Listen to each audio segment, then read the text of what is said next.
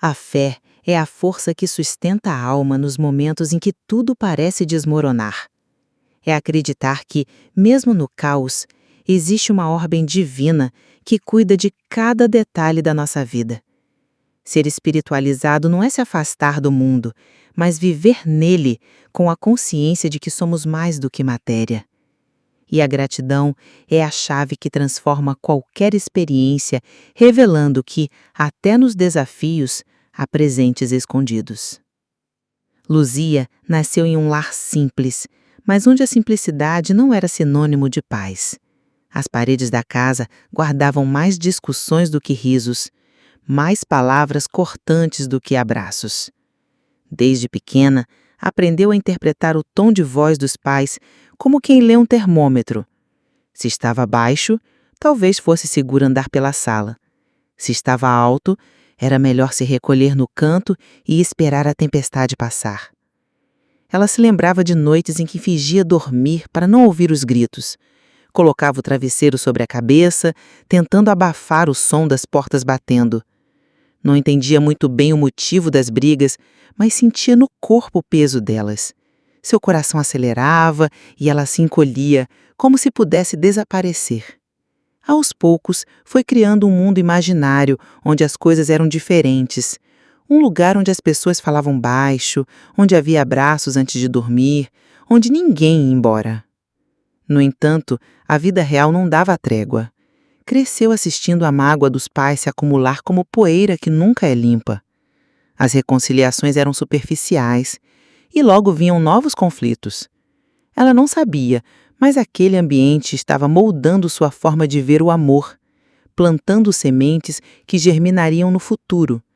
Sem perceber, Luzia internalizou a ideia de que amar significava suportar, que carinho vinha sempre acompanhado de dor, que silêncio era uma resposta aceitável. Quando se tornou adolescente, procurava nos amigos a leveza que não encontrava em casa. Gostava de ouvir histórias de famílias diferentes, de mães que conversavam com paciência, de pais que levavam os filhos para passear, mas no fundo acreditava que aquilo não era para ela. Tinha aprendido a se contentar com pouco, a achar que o amor que recebia, mesmo quebrado, era o único possível. Foi nesse contexto que conheceu aquele que viria a ser seu marido. Ele tinha um jeito intenso, falava de sonhos grandiosos, fazia promessas de futuro. Nos primeiros encontros parecia enxergar Luzia de um jeito que ninguém nunca tinha visto. Ele dizia que ela era especial, que merecia mais da vida, e essas palavras caíam em terreno fértil no coração dela. Por tanto tempo invisível, sentiu-se notada, e isso foi suficiente para que baixasse a guarda. O relacionamento avançou rápido. Logo estavam morando juntos e pouco depois casados. Nos primeiros meses havia carinho, declarações e risadas. Mas como uma nuvem escura que se forma no horizonte, sinais começaram a aparecer. Pequenas críticas disfarçadas de brincadeira, silêncios longos após discussões, reações desproporcionais a coisas simples. Com o tempo, Luzia descobriu que ele tinha um transtorno de personalidade. Isso explicava parte do comportamento, mas não tornava mais fácil lidar com ele. Ele oscilava entre momentos de afeto e explosões de raiva. Às vezes, passava dias sem falar com ela, como forma de punição.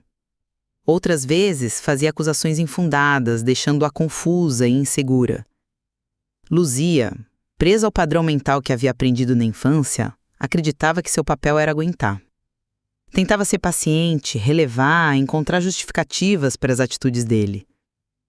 Muitas noites chorou em silêncio, repetindo para si mesma que ele mudaria, que tudo era apenas uma fase. Mas o que era para ser passageiro se tornou rotina.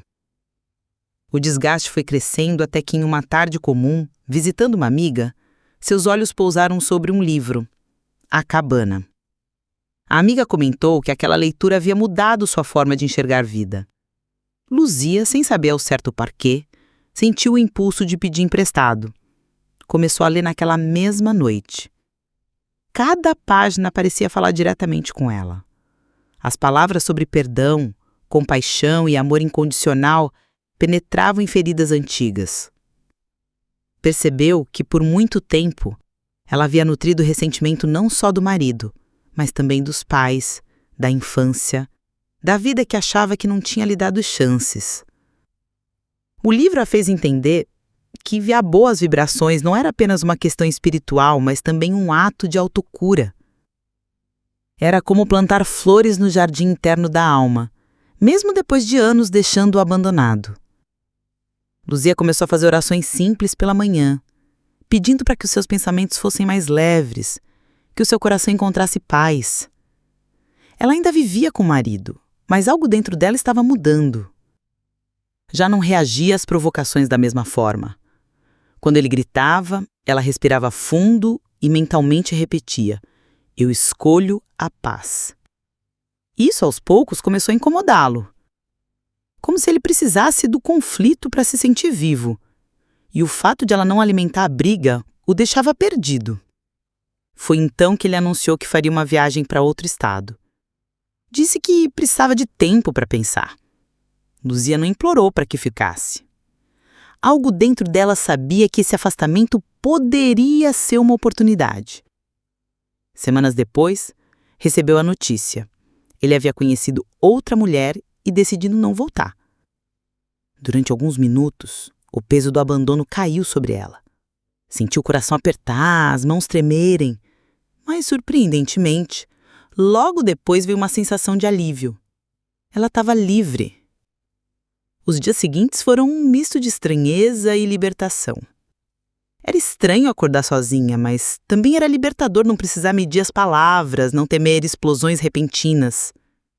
Luzia começou a caminhar cedo pelas manhãs, sentindo o vento no rosto como um símbolo de recomeço. Passou a escrever diariamente sobre suas emoções, transformando o caderno num confidente silencioso. Anotava agradecimentos mesmo por coisas pequenas. Um café quente, uma conversa agradável, um momento de silêncio sem tensão. Essas pequenas práticas começaram a criar uma nova base emocional. Meses depois percebeu que já não carregava a mesma mágoa. Pensar no marido não despertava mais raiva. Apenas uma compreensão silenciosa de que ele também estava preso às próprias dores. Olhar para os pais também se tornou diferente. Entendeu que eles repetiram padrões que aprenderam e que, apesar dos erros, fizeram o melhor que podiam com o que sabiam. E foi assim que, passo a passo, Luzia se reconstruiu. Não foi da noite para o dia, nem sem recaídas. Mas cada vez que escolhia perdoar e enviar boas vibrações, sentia-se mais leve. Descobriu que a verdadeira liberdade não vinha de estar sozinha, mas de estar em paz consigo mesma. Perdoar é libertar-se. E enviar boas vibrações para nossos pais e para todas as pessoas é plantar sementes de luz que, cedo ou tarde, florescem dentro de nós e no mundo.